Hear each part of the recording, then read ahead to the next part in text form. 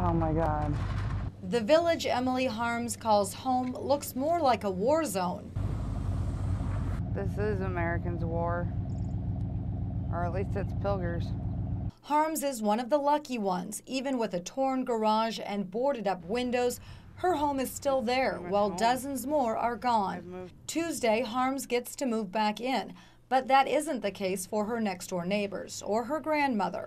My grandpa used to own a big brick building here, and my grandpa's garage used to sit right here, and we were in the basement of that house. What's left of that home will be broken up, put in a truck, and hauled off.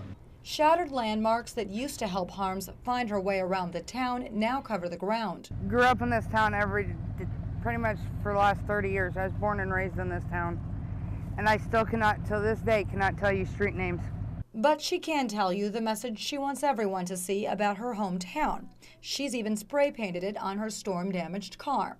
Pilger will get through this. Because when it goes down the highway after State Farm takes it, I want everybody to know where it came from. Well, Harms says she's glad to have clearance to move back into her home. She says it's still tough to look out her window and see an entirely different view than one she had just over a week ago. Reporting from Pilger, Laura Berry, Fox 42 News. Sure, hold on one second. The Humane Society has been getting the calls.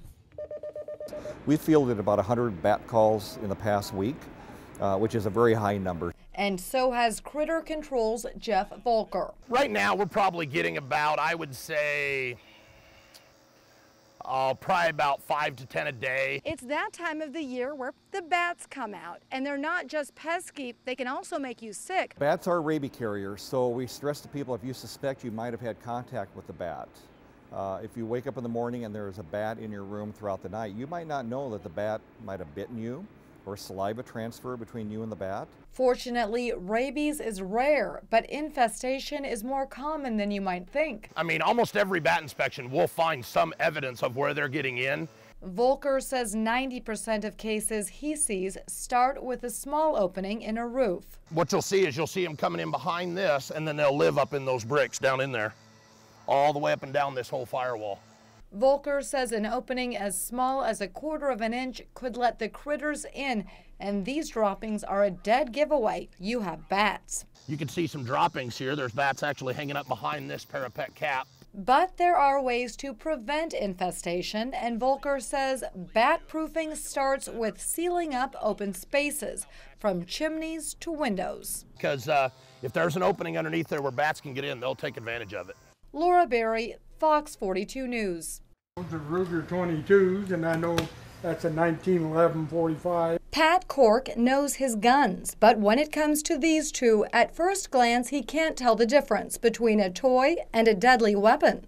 It's real looking, feels real, and when I saw it here, I thought it was it's a real gun, but it's an airsoft. We took this airsoft pistol, the one police showed as the gun used in Tuesday's fatal attempted robbery, and a real pistol. And everything I'm reading, same gun you just brought in.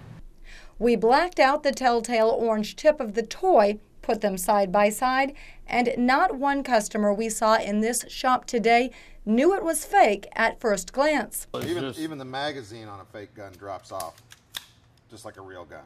Even the store's owner says he might be fooled from a distance by one of these. This particular model would be almost identical to the gun that is here on display for a Taurus 45. And again, you'd never be able to tell the difference between this gun and that gun with an intense situation going on. There's even a higher-end model that sounds like the real thing. It's why the shop's owner and Cork think more should be done to make the fake gun look more like a toy than it does. It'd be a good idea to have some way to differentiate the pistols from the real firearm. I can understand somebody, because anybody, he knows guns. If I come in and pointed that at him, he would pull out the real gun and take defense. Laura Berry, Fox 42 News.